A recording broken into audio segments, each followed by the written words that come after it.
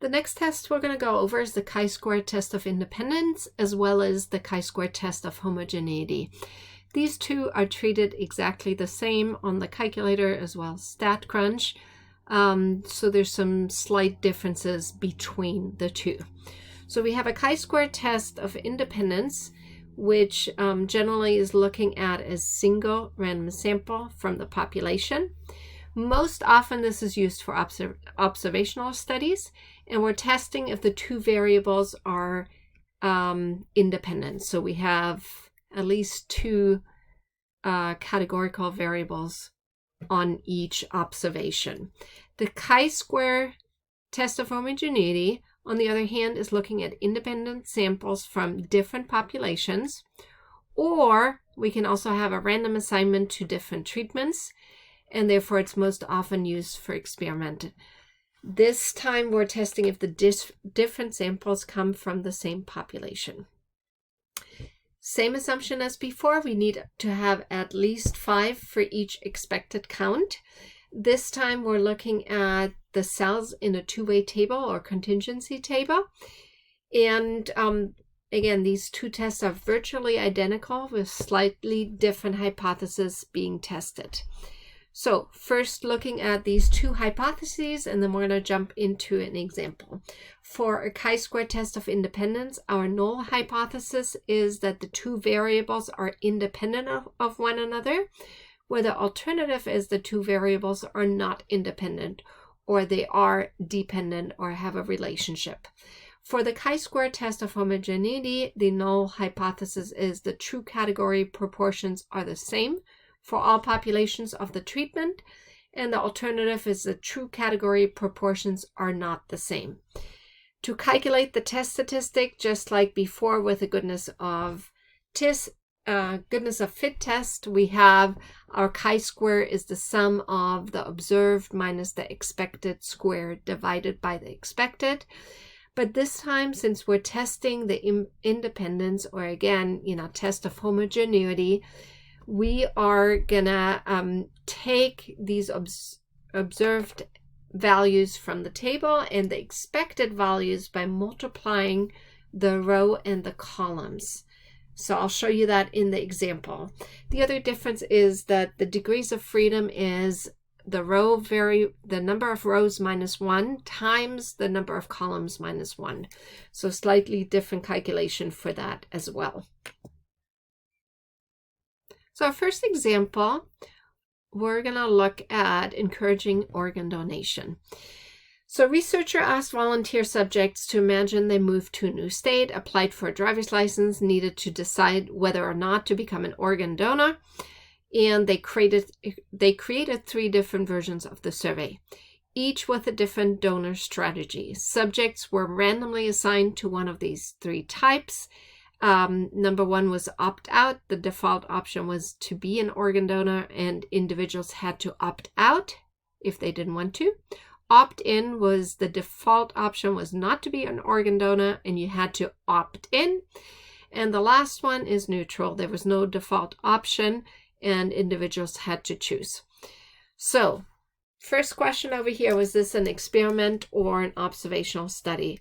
Well, first of all, we have these 3 different strategies. We do have random assignment.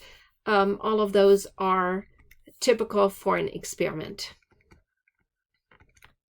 So again, we have random assignment to treatment. And our treatment over here would be the organ strategy or the opting strategy.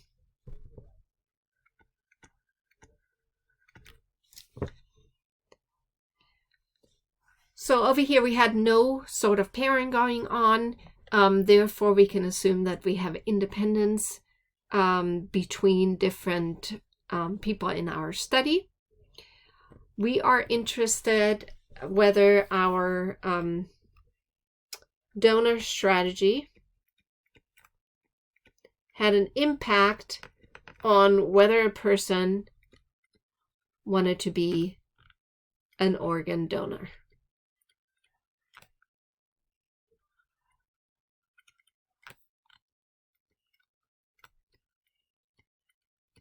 Both of these are categorical data. So how could we display this? Well, we can do a contingency table. We could also do a stacked bar graph in order to display this. So we're going to start by representing this in a little table format. And, generally we would have over here our strategies. So we have opting out, we have opting in, and then the last one was neutral.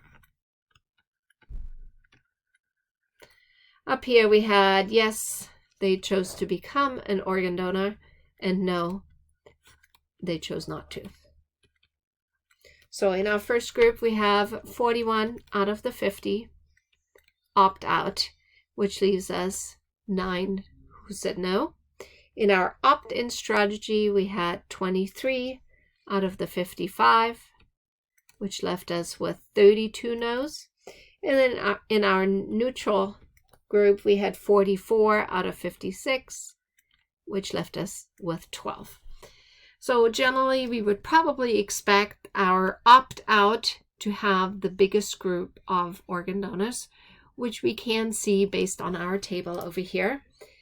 So we are going to go and actually conduct this first example on StatCrunch, but I do want to set up the hypotheses and our assumption over here. Our null hypothesis is the proportions are the same for all recruiting strategies.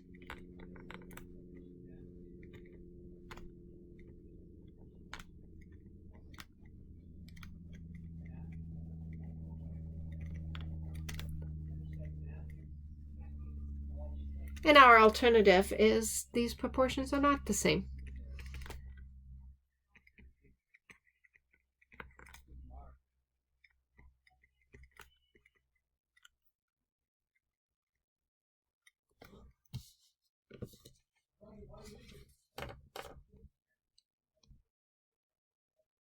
So again, if all the proportions are the same, then we would expect equally likely results over here.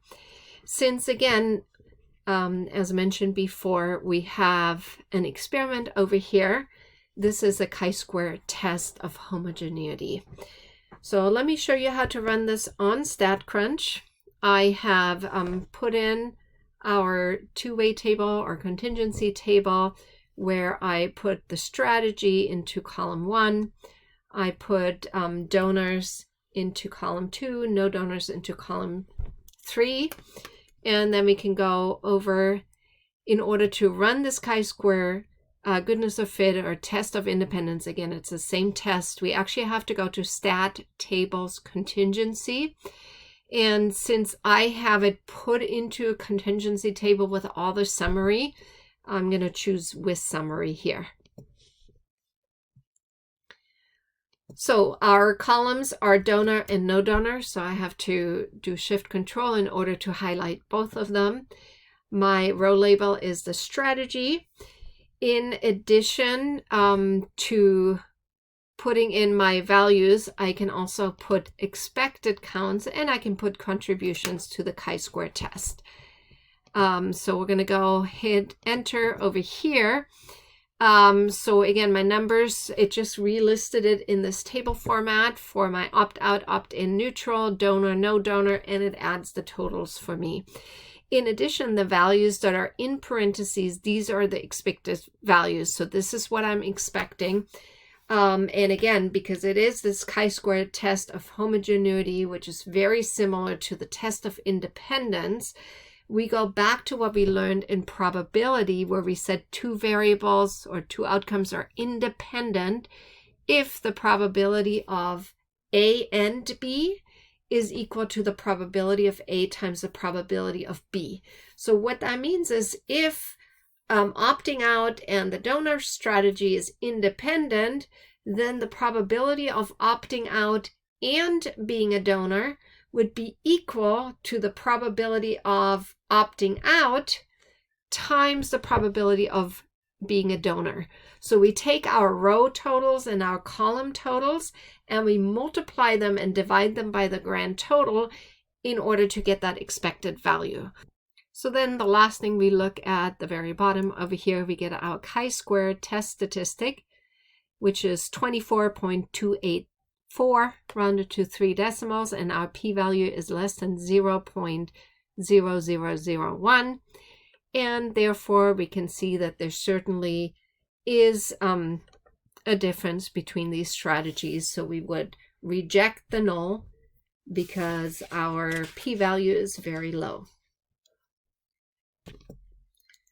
So just to wrap it up, over here, we have, as we stated, our test of homogeneity.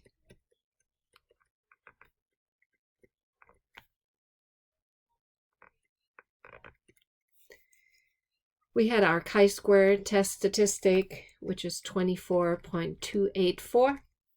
We have a p-value, which was less than 0.0001, which then when we compare it with our significance level is low. Therefore, we're going to reject the null, and there is sufficient evidence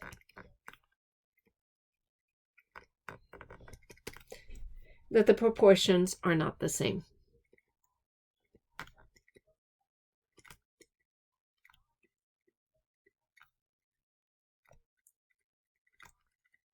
Doesn't really tell us which one is different, but we can certainly see by looking back at the table that there were some pretty significant differences, in particularly the opting out having the highest proportion of people who became organ donor, followed by the neutral, and then the last one was the opt-in.